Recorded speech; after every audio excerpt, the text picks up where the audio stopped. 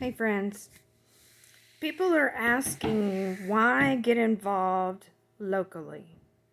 It's Minneapolis is not our city. Let that be part of their world, and I want to share some things that have inspired me, some words that I think may help to think through some of this. Honestly, things that have inspired me is to see the solidarity in London, England, in Amsterdam, and so many places. I can't name them all. I guess I should write them down. But we need support. Complacency and silence is condoning, and we have problems when good people don't stand up and peaceful requesting change. We've seen way too many heartbreaking situations when officers have abused the law. Obviously, this is not a huge, like if you look statistically, most of our officers are 95, 90% really good people that are there to serve the public and help and protect and root out these riots, crazy violent stuff, and they're in a difficult situation. But we have to admit, we have some that have to be removed. We have some that obviously need to be charged with murder. We have higher courts that have got to uphold that. And we've got to be strict and have accountability, not just for citizens, but accountability for our police force, for our military, for our president, for leaders. There's got to be accountability. And in a democracy, we are the people that hold accountability. And we have power. Together we have power. We can make change for good. We can do this. Just to speak just a few things I want to share. Other people are saying, why? Again, why in our county? We are fortunate in our county to have an incredible system of police, state troopers. Well, I guess state are not what, really are not part of it as much as our legal system. We do have legal system changes that we need, but just in our county, we are fortunate. However, it's embarrassing to talk about, but we've got to get the truth out there. There are groups that are dangerous. There are groups locally. I know of groups in counties that border ours, and we probably have some within ours, who have crazy radical ideas that whites are supposed to rule. You can call them white supremacists if you want. It's horrifying, and it wrenches my soul that these groups are organizing. They're meeting regularly. They're stockpiling weapons. Not just handguns. We're talking major rifles that are meant for multiple deaths. And,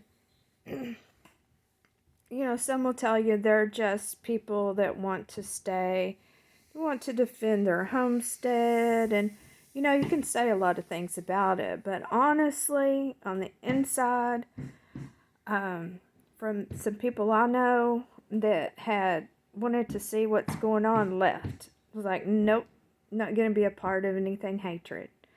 We love others. We have a foundation of love. We preach and teach, and in education system, it doesn't matter. Your skin color doesn't matter. the country you came from doesn't matter. We're all equal, and we all deserve dignity and to treat each other with dignity and respect. So, our world is changing, and whether you feel like it or not, momentum is rising, and it's important for us to not be complacent and refuse to be silent. You don't have to be violent. I trust you. You do trust me. You don't have to have any violence or associated with any destructive. I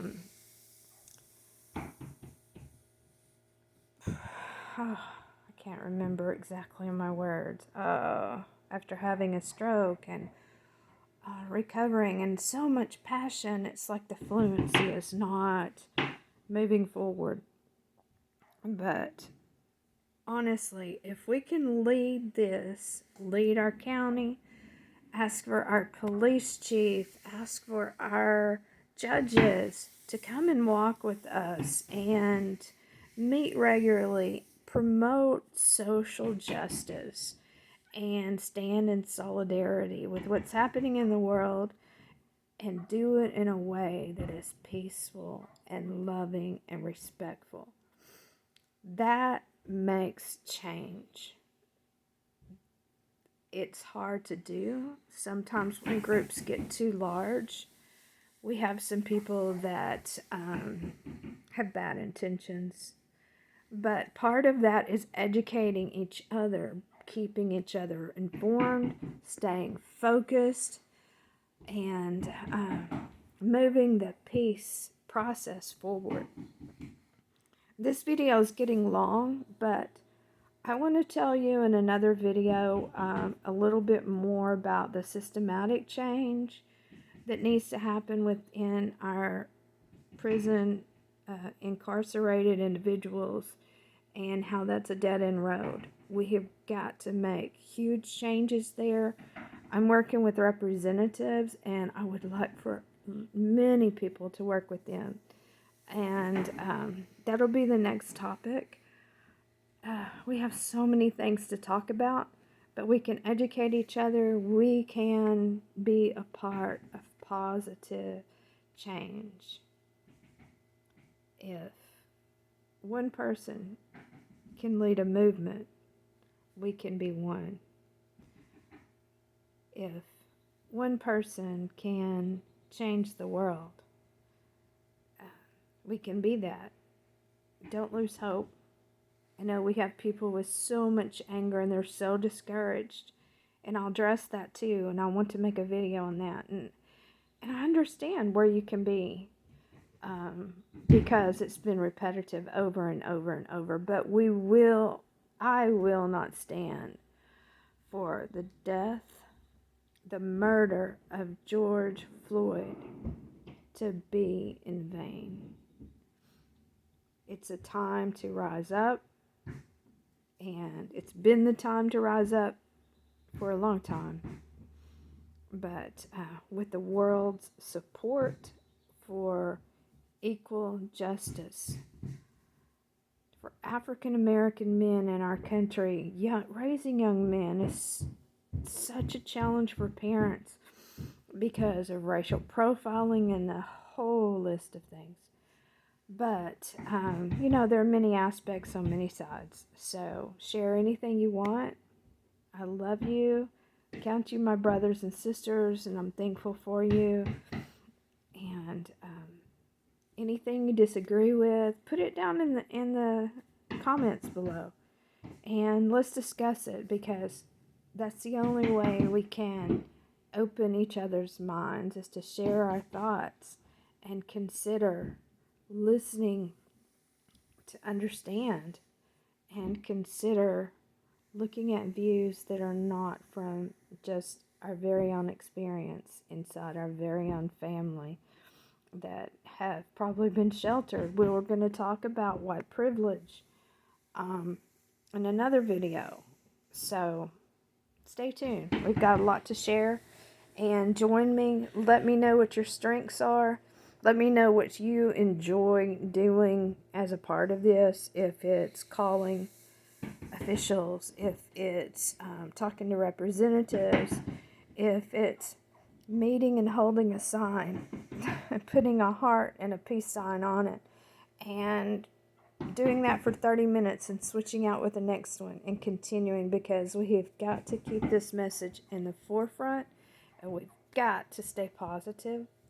We have to stay peaceful, and we can do this in love together. Thank you for your time.